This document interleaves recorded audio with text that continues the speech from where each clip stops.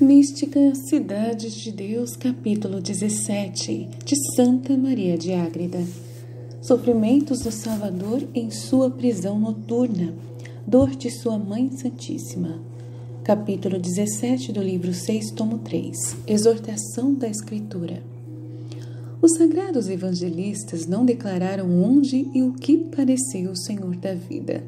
Depois da negação de São Pedro e dos insultos que o Salvador sofreu na casa de Caifás, até a manhã seguinte, passaram em silêncio e só referem a nova reunião que foi feita para apresentá-lo a Pilatos, como se verá no capítulo seguinte. Eu duvidava se devia escrever esta passagem e manifestar o que me foi dado a entender. Além disto, me foi mostrado que nem tudo será conhecido nesta vida e nem é conveniente ser dito a todos. No dia do juízo serão revelados aos homens este e outros acontecimentos da vida e paixão de nosso Redentor. Para o que posso manifestar, não encontro palavras adequadas a meus conceitos e ainda menos ao seu objeto, pois tudo é inefável e ultrapassa minha capacidade. Por obediência, entretanto, direi o que eu conseguir, para não ser repreendida por ter calado verdades que tanto confundem e condenam nossa vaidade e esquecimento. Na presença do céu confesso a minha dureza, pois não morro de confusão e dor, por haver cometido culpas que tanto custaram ao meu Deus, que me deu o ser e a vida que eu tenho. Já não podemos ignorar a gravidade do pecado que produziu tal estrago no próprio Senhor da graça e da glória. Serei a mais ingrata entre todos os nascidos se desde hoje não odiar a culpa mais do que a morte e ao mesmo demônio. A todos os católicos, filhos da Santa Igreja, admoesto e intimo esta minha obrigação. O calabouço. Com os opróbrios que Cristo nosso bem sofreu diante de Caifás, a inveja do ambicioso pontífice e a ira de seus coligados e ministros ficaram bastante cansadas, não porém satisfeitas. Como, entretanto, já passara de meia-noite, determinaram que, enquanto dormiam, ficasse o Salvador até amanhã, bem guardado e seguro para não fugir. Mandaram-no prender atado como estava, num porão que servia de calabouço para os maiores ladrões e facínoras do país. Este cárcere era tão escuro que quase não tinha luz, e tão imundo de mau cheiro que poderia infeccionar a casa se não tivesse bem tampado. Fazia muitos anos que não o limpavam, tanto por ser muito fundo, como porque, servindo para encerrar tão grandes criminosos, não duvidavam em metê-los naquele horrível calabouço como a gente indigna de qualquer piedade, mais feras do que homens. E Jesus é levado ao calabouço. Executou-se o que o maligno concílio ordenou. Os servos levaram e encarceraram ao Criador do céu e da terra naquele imundo e profundo calabouço. Como continuava amarrado desde que viera do horto, puderam esses obreiros da iniquidade continuar à vontade os insultos que o príncipe das trevas lhes inspirava. Levaram o Salvador, puxando-o pelas cordas e correntes e quase arrastando-o com desumor furor, descarregando-lhe golpes e execráveis blasfêmias.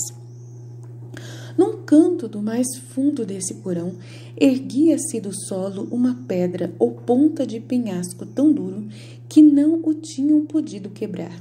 Nesta pedra, semelhante a um pedaço de coluna, amarraram Cristo, nosso bem, com as extremidades das cordas, mas de modo cruel. Deixando-o de pé, o puseram em tal posição que ficava meio dobrado, sem poder nem sentar-se, nem erguer-se de todo para se aliviar. Tal posição se lhe tornou novo tormento extremamente penoso. Assim preso, o deixaram e, fechando a porta à chave, entregaram-no aos cuidados de uns daqueles péssimos funcionários. Instigação do demônio, presença dos santos anjos. A antiga soberba do dragão infernal não sossegava, querendo saber com certeza quem era Cristo. Tentando irritar sua imutável paciência, inventou outra nova maldade, servindo-se daquele depravado ministro e de outros. Pôs na imaginação do que guardava a chave do divino prisioneiro, o maior tesouro do céu e da terra, convidara outros de seus amigos semelhantes a ele nos costumes. Desceriam ao calabouço onde estava o mestre da vida e passariam com ele divertidos momentos. Obrigá-lo-iam a falar, profetizar e fazer coisas extraordinárias, pois o tinham por mágico e adivinho. Com esta diabólica sugestão, convidou outros soldados e servos e resolveram executar o plano. Enquanto se reuniam, a multidão de anjos que assistiam ao Redentor em sua paixão, vendo-o amarrado naquela posição dolorosa, em lugar tão indigno e imundo, prostraram-se em sua presença, adorando-o por seu verdadeiro Deus e Senhor. Deram-lhe tanto mais profunda reverência e culto, quanto mais admirável era vê-lo deixar-se tratar com tais opróbrios pelo amor que tinha pelos homens. Cantaram-lhe alguns hinos e cânticos dos que sua Mãe Santíssima compusera em seu louvor, como acima disse. Em nome da mesma Senhora, os Espíritos Celestes lhe pediram, já que não desejava, pelo próprio poder, aliviar sua humanidade santíssima, permitisse que eles o desatassem, aliviassem daquele tormento e o defendesse daquela malta de inimigos que, instigados pelo demônio, preparavam-se para ofendê-lo novamente. Os santos anjos e a Virgem. Jesus não aceitou este obséquio dos anjos e lhes respondeu: Espíritos e ministros do meu eterno Pai, não é minha vontade receber agora em minha paixão alívio algum. Quero sofrer estes opróbrios e tormentos para satisfazer minha ardente caridade pelos homens e deixar a meus escolhidos e amigos exemplo para me imitarem e não desanimarem na tribulação. Que todos estimem os tesouros da graça que lhes mereci copiosamente por meio destas penas. Quero também justificar minha causa no dia de minha indignação. Seja evidente aos réprobos a justiça com que são condenados, por terem desprezado a acerbíssima paixão que sofri para salvá-los. À minha mãe direis que se consolem nesta tribulação até chegar o dia da alegria e do descanso. Agora me acompanhe no que faço e padeço pelos homens, pois de seu compassivo sentimento e de tudo o que faz recebo agrado e complacência. Com esta resposta voltaram os santos anjos à sua grande rainha e senhora, consolando-a com sua embaixada sensível, ainda que por outro lado ela conhecia a vontade de seu Filho Santíssimo e tudo o que acontecia na casa do pontífice Caifás. Quando viu a crueldade com que tinham amarrado o Cordeiro de Deus, a posição dura e penosa de seu corpo santíssimo, sentiu a Mãe Puríssima a mesma dor em pessoa, assim como sentia os golpes, bofetadas e opróbrios que fizeram ao Senhor. Tudo ressoava semelhante a miraculoso eco no virginal corpo da cândida pomba, e a mesma dor feria filho e mãe, qual espada que transpassava a ambos. A diferença estava que Cristo sofria como homem-deus e único redentor dos homens, e Maria Santíssima como pura criatura e coadjutora de seu Filho Santíssimo. Intervenção da Virgem. Quando Maria entendeu que o Salvador dava permissão para entrar no cárcere aquela vilíssima canalha de criados manejados pelo demônio, ela chorou amargamente, prevendo os intentos sacrílegos de Lúcifer. Manteve-se muito atenta para usar seu poder de rainha e não consentir que se executasse contra a pessoa de Cristo nenhuma ação indecente, como tensionava o dragão por meio da crueldade daqueles infelizes homens. Certo é que todas eram indignas e de suma irreverência à pessoa divina de nosso Salvador. Em algumas, porém, poderia haver menos decência, e com estas o inimigo queria provocar impaciência no Senhor, já que com as demais não pudera irritar sua mansidão. Foram tão inauditos e admiráveis, heróicos e extraordinários os atos da grande senhora nesta ocasião e em todo o decurso da paixão que não se pode referir nem louvar dignamente, ainda que escrevessem muitos livros só sobre este assunto. Forçoso é remetê-lo à visão da divindade, porque nesta vida é impossível explicar. Muito importante isso, muito importante. Os olhos vedados. Entraram, pois, no calabouço aqueles servos do pecado, decatando com blasfêmias a festa que se prometiam com a comédia e os escárnios que planejavam contra o Senhor das criaturas. Aproximando-se, começaram por cuspi-lo asquerosamente e dar-lhe bofetadas com incrível mofa e desacato. Jesus não abriu a boca, não levantou os seus soberanos olhos e conservou o semblante sempre sereno. Desejavam aqueles sacrílegos obrigá-lo a falar ou fazer qualquer ação ridícula ou extraordinária para ter mais matéria para ludibriá-lo como feiticeiro. Chocados com sua inalterável mansidão, deixaram-se irritar ainda mais pelo demônio que os manejava. Desataram o divino mestre da pedra em que estava amarrado, vedaram-lhe os sagrados olhos com um pano e o colocaram no meio do calabouço. Em seguida, cada um por sua vez, feriam-no com socos, pancadas e bofetadas, porfiando em se exceder no escárnio e blasfêmia. Mandavam-no adivinhar e dizer quem estava a lhe bater. Nesta ocasião, renovaram este gênero de blasfêmia mais do que na presença de Anás, como referiram São Mateus, São Marcos, São Lucas nestas passagens. Os evangelistas subentenderam sucintamente quanto aconteceu depois. Maria protege seu filho. Sob esta chuva de opróbrios e blasfêmias, o mansíssimo cordeiro guardava total silêncio. Lúcifer, sedento de que fizesse algum movimento contra a paciência, atormentava-se de haver tão inalterável em Cristo como o Senhor, com infernal ideia, pôs na imaginação daqueles seus escravos que o despissem de todas as vestes e o tratassem com as palavras e ações forjadas em sua mente execrável. Não se opuseram soldados a esta sugestão e quiseram executá-la. Impediu este abominável sacrilégio a prudentíssima senhora com orações, lágrimas e usando sua autoridade de rainha. Olha que importante isso. Pediu ao Eterno Pai que não concorresse com as causas segundas daqueles atos e as mesmas potências dos verdugos mandou que não usassem a natural capacidade de agir. Com esta ordem, aconteceu que aqueles esbirros nada conseguiram fazer de quanto o demônio e sua malícia lhes sugeria.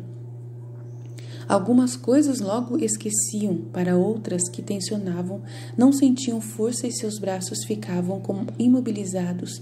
Quando desistiam, voltavam ao estado natural, porque o milagre não era castigá-los, mas só para impedir os atos mais indecentes. Gente, Jesus poderia ter sido estuprado por aqueles caras, abusado sexualmente por aqueles caras. É isso que Nossa Senhora impediu. Vocês imaginam, gente? Vocês imaginam um negócio desse? E eu faria a mesma coisa que ela. E graças a Deus que Deus atendeu, o Eterno Pai atendeu isso. Graças a Deus. Obrigado, Nossa Senhora, por ter intercedido pelo seu Filho amado, nosso Deus Redentor. Algumas coisas logo esqueciam, para outras que tensionavam. Não sentiam força e seus braços ficavam como imobilizados. Quando desistiam, voltavam ao estado natural. Porque o milagre não era castigá-los, mas só impedir os atos mais indecentes. Então, indecente está dizendo, em relação à sexualidade. Jesus, graças a Deus que Nossa Senhora estava atenta. Quanto aos demais que o eram menos, ou de outra espécie de irreverência, o Senhor continuava a lhes permitir. Maria defende a pureza de Jesus, olha, a pureza de Jesus. Eles poderiam enfiar alguma coisa em Jesus, fazer um monte de coisa, eles não fizeram. Olha que bom, porque foi Nossa Senhora que manteve a pureza de Jesus. A poderosa rainha ordenou aos demônios que não incitassem mais os soldados àquelas maldades indecentes em que Lúcifer queria persistir. Com esta ordem, ficou o dragão tolhido para quanto era da vontade de Maria Santíssima. Não pôde continuar a irritar a estulta indignação daqueles depravados homens. Está vendo o que a vontade divina faz numa pessoa que tem vontade divina? O poder que Maria tem na divina vontade, foi o poder da divina vontade em Maria que fez isso. Olha só o poder da divina vontade numa pessoa humana. Não pôde continuar a irritar a estulta indignação daqueles depravados homens, e assim não puderam falar nem fazer coisa indecente fora do que lhes foi permitido. Apesar de sentirem em si aqueles efeitos tão extraordinários e insólitos, não mereceram conhecer o poder divino. Sentindo-se ora paralisados, ora livres e sãos, tudo de improviso atribuíam a que o mestre da verdade da vida era feiticeiro e mágico. Neste erro diabólico continuaram outros gêneros de zombaria e tormentos injuriosos à pessoa de Cristo, até perceberem que a noite já estava muito adiantada. Então voltaram a amarrá-lo no penhasco e saíram, eles e os demônios. Foi desígnio da divina sabedoria confiar no poder de Maria Santíssima a defesa da honestidade, decoro, pureza do seu Filho Puríssimo, impedindo Lúcifer e seus ministros de realizar o que planejavam. Glórias a Deus, glórias a Deus. Obrigado, Mãe. Oração de Cristo na solidão. Nosso Salvador ficou outra vez sozinho naquele calabouço. Eu acho que chama Torrente de Cedron, porque nas 24 horas da paixão chama de Torrente de Cedron esse lugar. Assistido pelos anjos, cheios de admiração pelos secretos desígnios do Senhor, no que tinha desejado padecer, por tudo lhe deram profundíssima adoração e o louvaram, enaltecendo o seu santo nome. Fez o Redentor do mundo longa oração ao seu eterno Pai, pedindo pelos futuros filhos de sua igreja, pela propagação da fé, pelos apóstolos, em particular por São Pedro, que estava a chorar seu pecado. Rogou também pelos que o haviam injuriado e escarnecido, e acima de tudo pediu por sua Mãe Santíssima, e pelos que a sua imitação fossem afligidos e desprezados pelo mundo. Por todas estas intenções ofereceu sua paixão e a morte que o esperava. Acompanhou-lhe a oração a dolorosa Mãe, fazendo as mesmas petições pelos filhos da Igreja e por seus inimigos, sem alterar-se nem se indignar contra eles. Só ao demônio teve aversão, por ser incapaz da graça em sua irremediável obstinação, com um doloroso pranto disse ao Senhor: dolorosos lamentos da Virgem Mãe, amor e bem de minha alma, Filho e Senhor meu, sois digno de que todas as criaturas vos reverenciem, honrem e louvem. Assim o devem fazer, porque sois a imagem do Eterno Pai e figura de sua substância, princípio e fim de toda a santidade. Se elas servem à vossa vontade com submissão, como agora, Senhor e bem eterno, desprezam, vituperam, insultam e atormentam vossa pessoa, digna de supremo culto e adoração. Como se atreve a tanto a malícia dos homens? Como se ergueu tanto a soberba até colocar sua boca no céu? Como pode tanta inveja?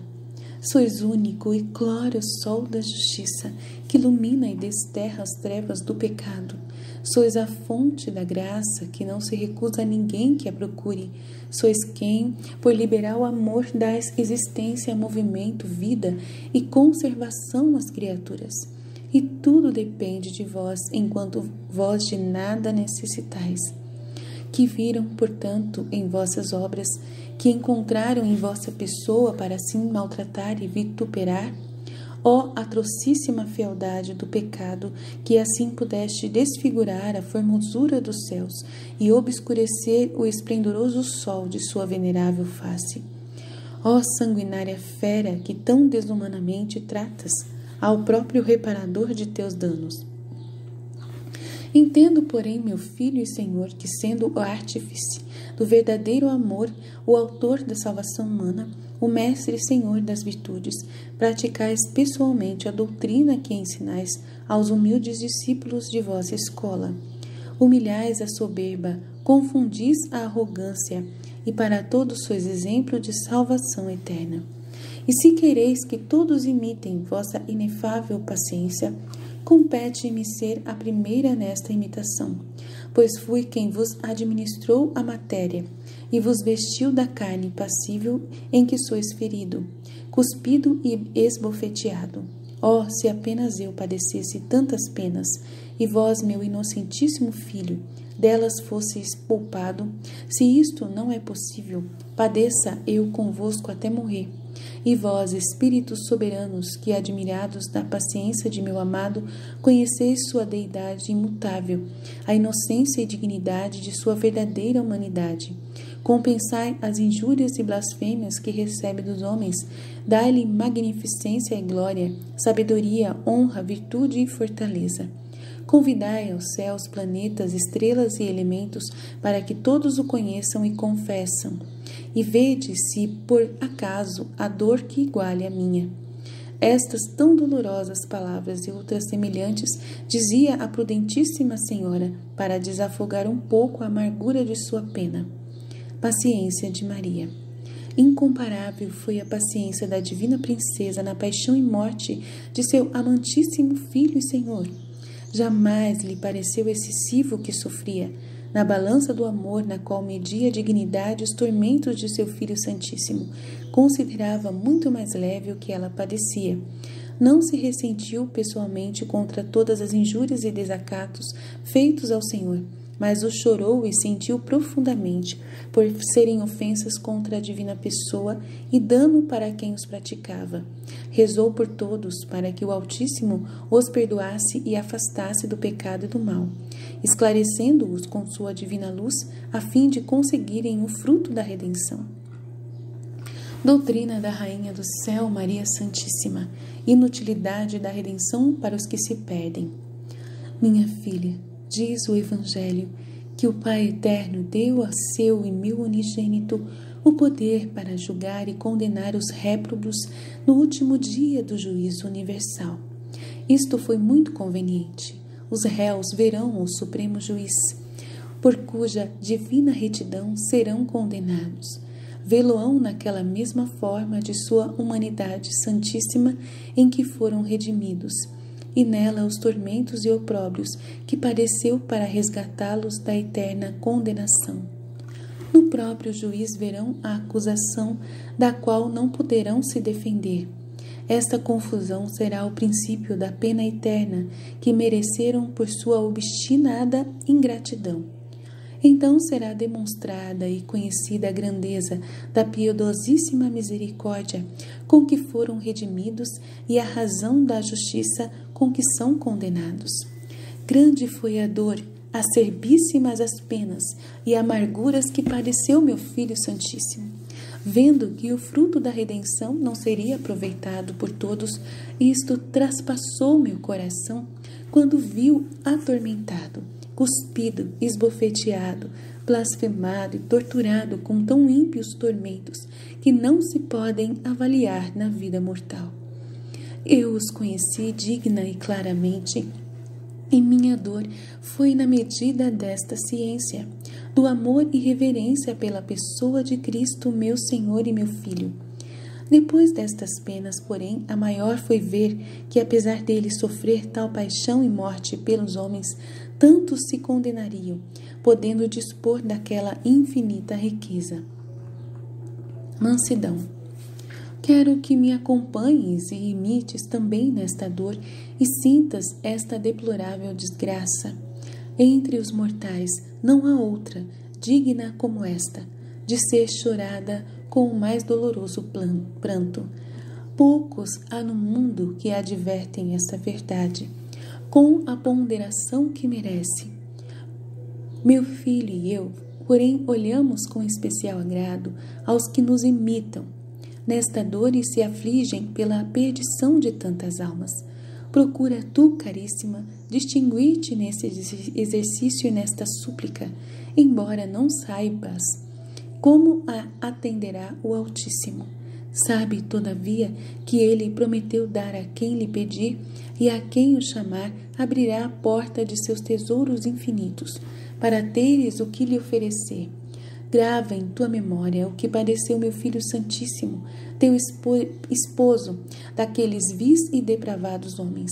Lembra a invencível paciência, mansidão e silêncio com que se sujeitou à sua iníqua vontade. Com este modelo, trabalha desde hoje para não te deixares dominar pela paixão da ira, nem outra qualquer herdada de Adão.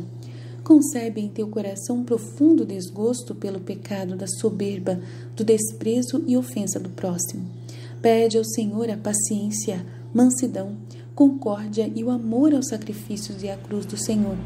Abraça-te a ela, carregue-a com piedoso afeto e segue a Cristo, teu esposo, até alcançá-lo.